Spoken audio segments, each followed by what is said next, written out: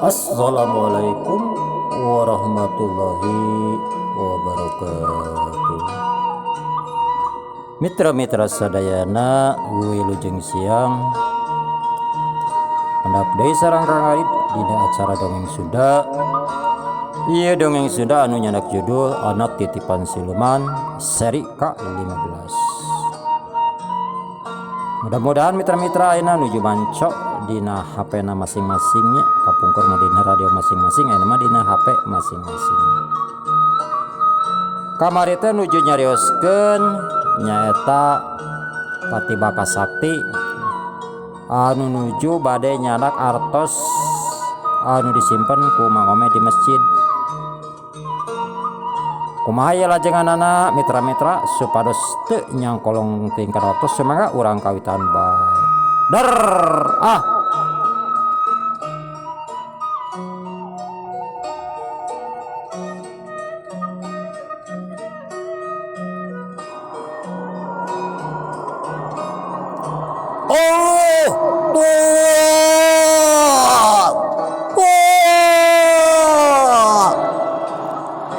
kitu cek Pati Baka Sakti.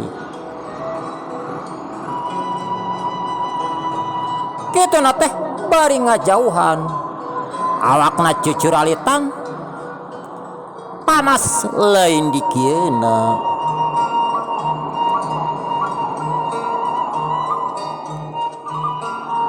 Pati Baka Sakti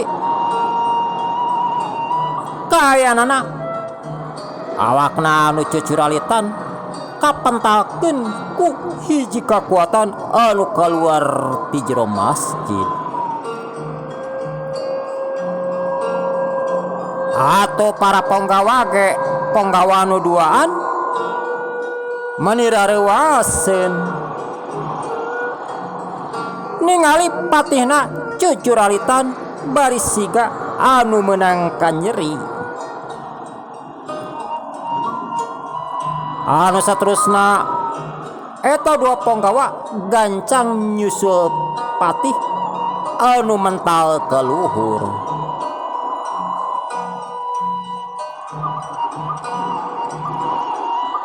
Pok eta penggawa nanya ka Pati Baka Sakti, Gusti Pati, kumaha tos kieu? Abdi nyangakeun sanaya daya Gusti. Kitu cek penggawa. Maan Gusti, abdi oge nyangakeun tos kieu mah. Wah, penggawa cilaka. Ieu kekuatan lain bantrak-bantrakeun. Lamun kurang diteruskeun bisa cilaka. Kurang anu bisa cilaka. Ayeuna mah hayu urang laporan heula ka Gusti Prabu. Rek kitu rek kieuna kewe di kerajaan Gusti Prabu anu nangtukeun. Anyok semanga Gusti. Sadaya-daya ulama sun ngiringan bae ka Gusti. Atu anu saterusna eta tilu siluman teh tuluy arinit atawa barik deui ke nagarana. Maksudna rek laporan ke rajana.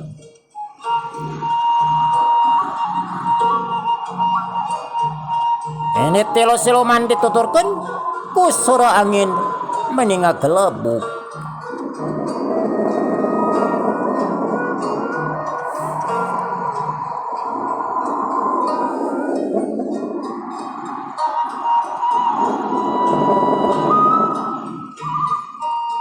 Anu saterusna eta surat teh les leungit.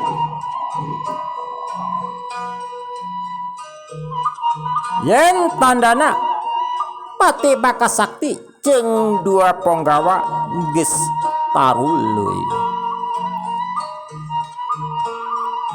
Geus pugu eta siluman aridit mah Mang Omen gancang nepakan di tak-takna Pak RT.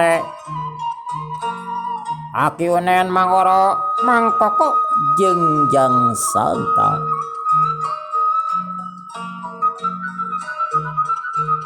Kabehanana cing biri gidig sieun lain dikieuna jeung kasieunan eta makhluk teh daratang deui.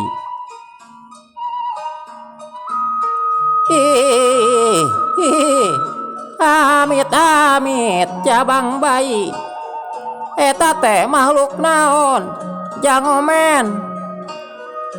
Aki mah kakara nampo eta makhluk pikasieun disidik-sidik mah siga mah nyoet kitu cek Aki Unen nanya ka Mang Omen. Wah, sanes banyak bangeteun ki onyet. Tah eta onyet. Oh, Aki. Eta teh anu disebat bangsa siluman. Di golongan iblis we eta mah. Kitu cek Mang Omen.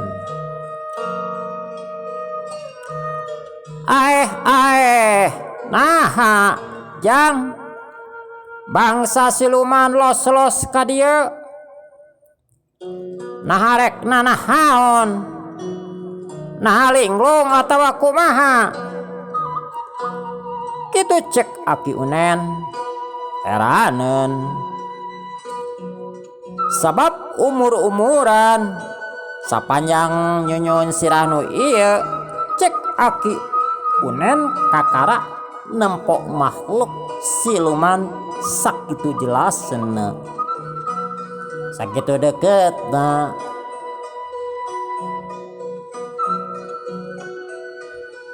Sigana ki milarian mangsa anu bade ditumbalkeun kitu cek Mang Omen. Ya hayu atuh ayeuna mah urang ka jeroro ulah di luar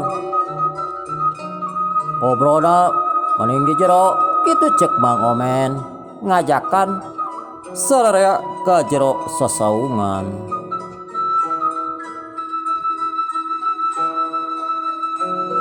Abdi mah Bang moal ngelo tose abdi mah di dieu dina durukan. Atuh sararea mending ngahuleng ing nyebutkeun Mang Oro moal ngilu.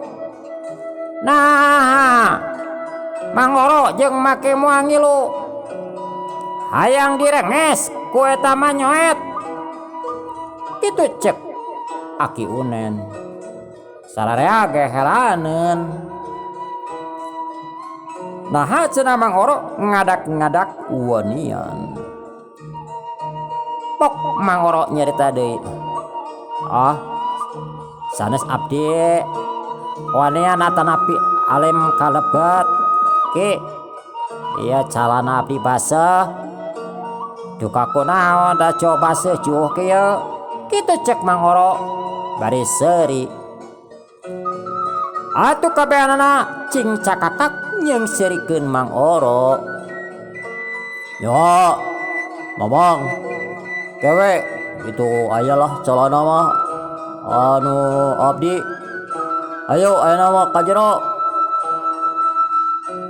Atuh geus dikitukeun mah sararea tuluy areusup ka jero sasaungan. Tapi nya ge sasaungan di jero mah lega da ukuranana cukup.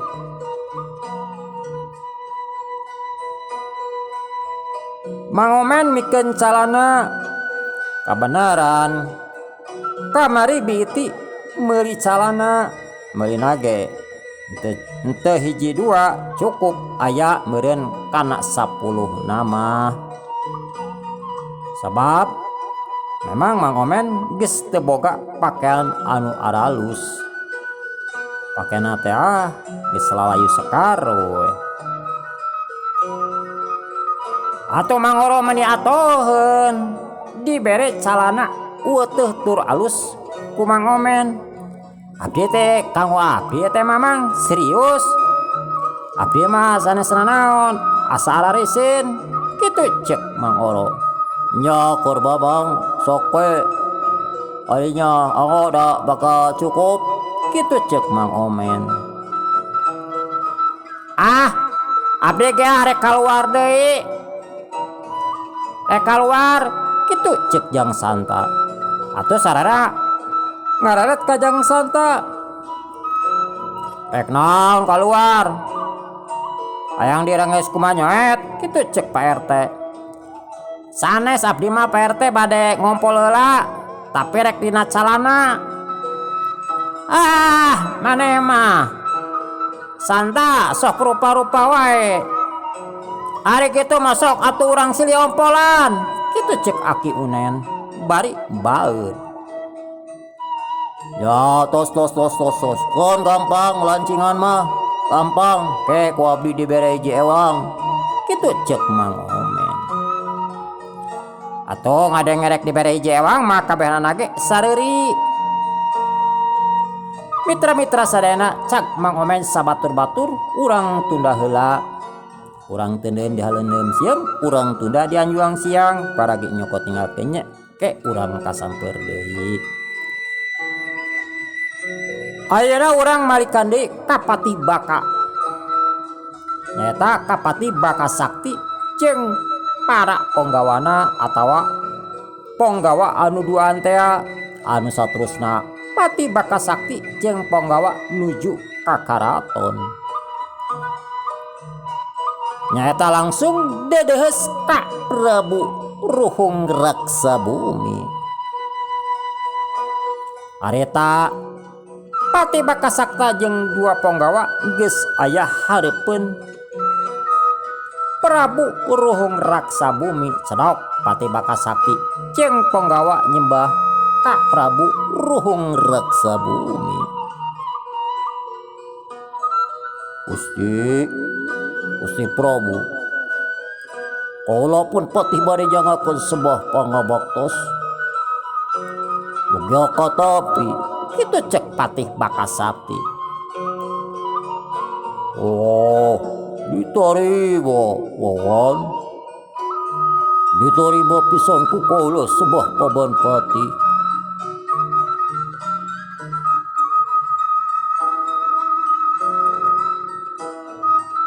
Kitu saur Prabu Ruhung Raksabumi.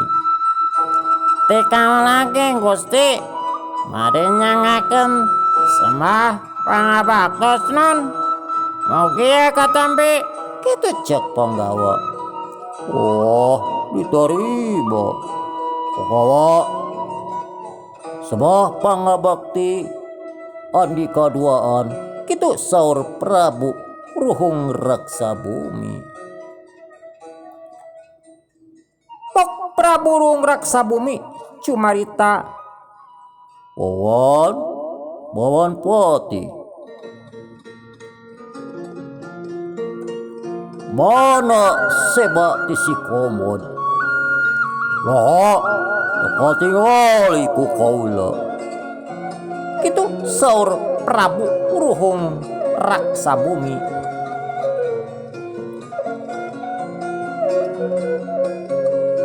Heraneun sabab saos teu katingali apanan setiap bawa tumbal atawa seba ti mangsa nyaeta ti bangsa manusia sok langsung disogrogeun ka manehanana.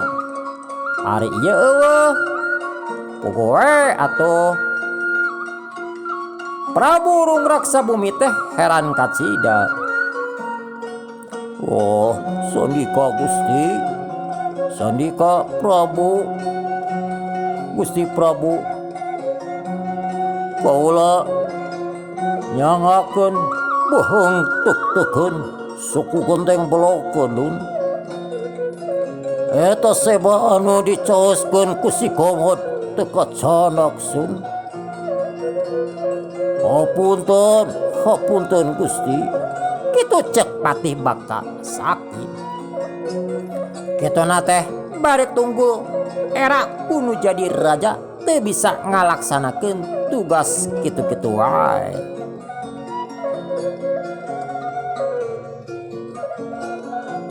Patih Baka Sakti asa teu beungetan. Era lain dikieuna. Tapi geus kumaha deui da lamun dipaksakeun manehna anu bakal cilaka. Intina mah rek kitu rek ieu bobot pangayon timbang talajug aya dina kaputusan raja. Lamun maena menang hukuman ti raja nya patih rek narima. Sanajan dihukum gantung gerek narima, dah kitu keputusan anu aya di nagara siluman. Setiap pelanggaran atawa teu bisa ngalaksanakeun tugas, nya wayahna. Atuh Prabu Rung Raksa Bumi ngerasa heran. Sabab da biasa nage patihna tara gagal lamun mawa mangsa atawa tumbal. Tara nyebutkeun nihil, tara nyebutkeun teu hasil. Pasti jawabanana hasil wae. Tapi ayeuna istuning nol. Ayeuna mah nyamos. Pok Prabu Rung Raksa Bumi nanya deui ka Patih Baka Sakti. Coba pawan Patih. Terangkeun naon sawabra lupikeun ka teu hasil. Kaula aya kapal. Kitu cek Prabu Rung Raksa Bumi. Oh, sandika Gusti Prabu, ngunyuk sumanga Gusti. Kitu cek Patih Baka Sakti. Kitu cek Patih Baka Sakti anu saterusna Patih Baka Sakti nerangkeun anu geus kajadian. Teh memete kaluar ti nagara siluman nepikeun ka datang ka negara manusia atawa ka alam manusia. Patih Baka Sakti basa neangan jalma anu diwadakeun ku Mang Komod susah kacida cenah. Nepikeun ka kukurilingan neneangan ampir teu kapanggih. Leungiteun lacak. Lamun dina HP mah atawa dina pesawat kehilangan jejak, tidak ada sinyal.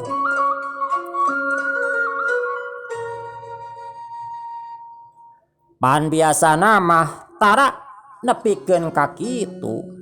Komo ari geus dibere ciri mah pan gampang.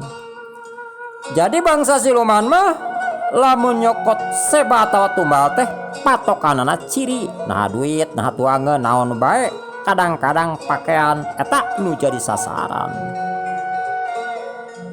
Komo tina pakaian mah langsung dipake asa babari karih kadawek kerih nyomot.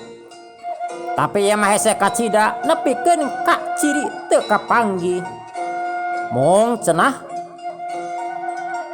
cek Patih Baka Sakti eta ciri anu antukna kapendak. Mung eta ciri mangrupa duit teh jibuleun ku hiji cahaya. Jeung cenah kaluar cahaya atawa kaluar aya hawa panas anu kacida nyongkabna. Jeung cahaya teh cenah ngakebur hurung matak serab kana panon. Kabehana diterangkeun ku Patih Baka Sakti eueuh anu kaliwat. Tujuanana supaya raja ngartieun jeung paham. Ku pahamna eta sugan we atuh. Raja teu nibankeun hukuman ka manehna, kitu pamikir Patih Baka Sakti.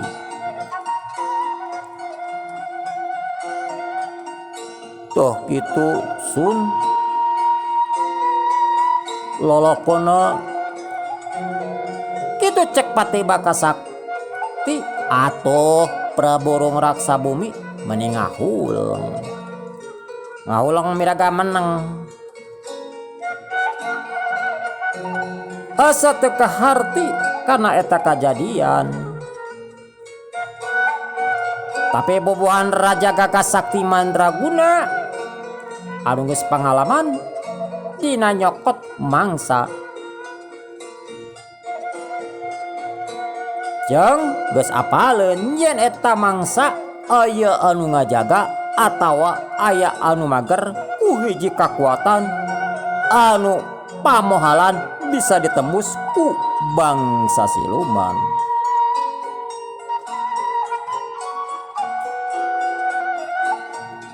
Bok Prabu Rung Raksa Bumi cumarios deui. Wawon Pati. Kaula geus ngarti naon anu kajadian. Ya mah kateledoran si Komod. Si Komod anu nyeun bibit penyakit indung rurusuh paban.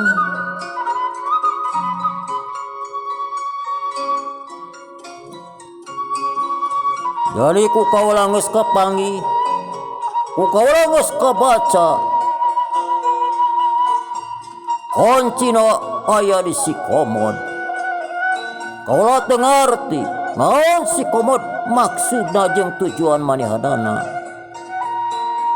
Ayeuna mah kieu we.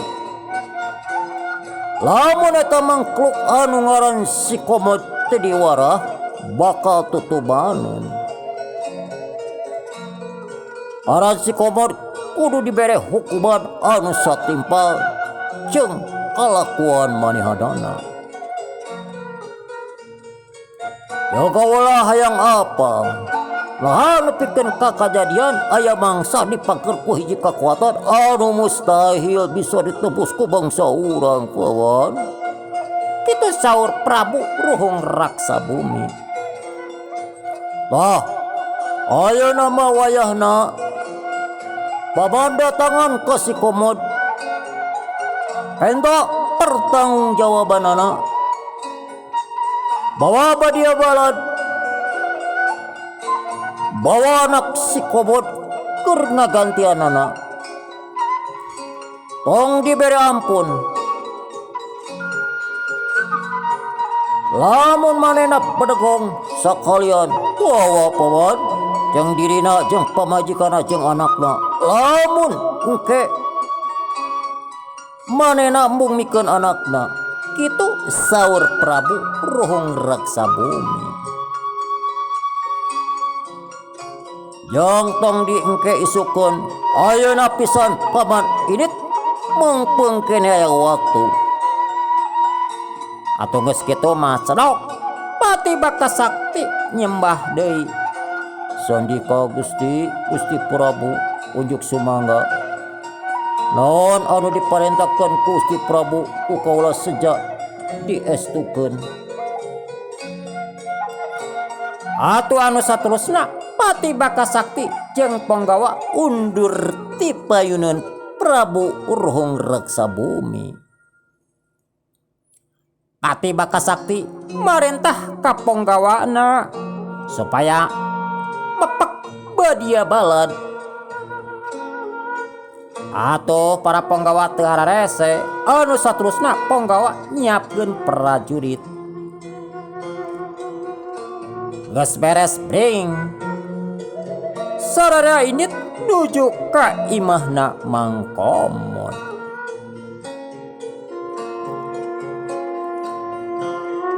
Eta pasukan ayeuh-ayeuhan cing jerewet cing sesegrok maklum siluman monyet. Sorona ngaguruh kumaha we anu rek nyerang. Matakeung kadengena. Padahal mah ku Pati Bakasakti ge atawa ku hiji panggawa masalah Mang Komod bisa kaungkulan. Man sepuaktosna mitra.